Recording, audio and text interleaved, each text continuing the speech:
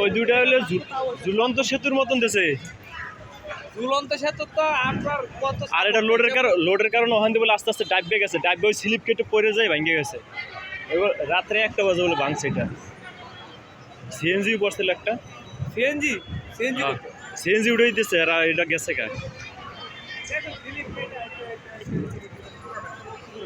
ওই পর্যন্ত গেছিল ওখান থেকে পরে পিছনে নাই পড়ছে না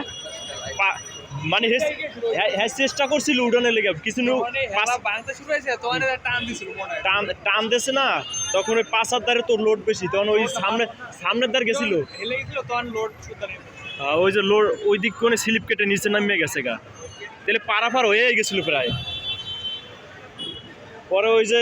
লোডের কারণে ভাঙ্গিয়া ডাল হয়ে গেছে পরে নিচের দ্বার পড়ে গেছে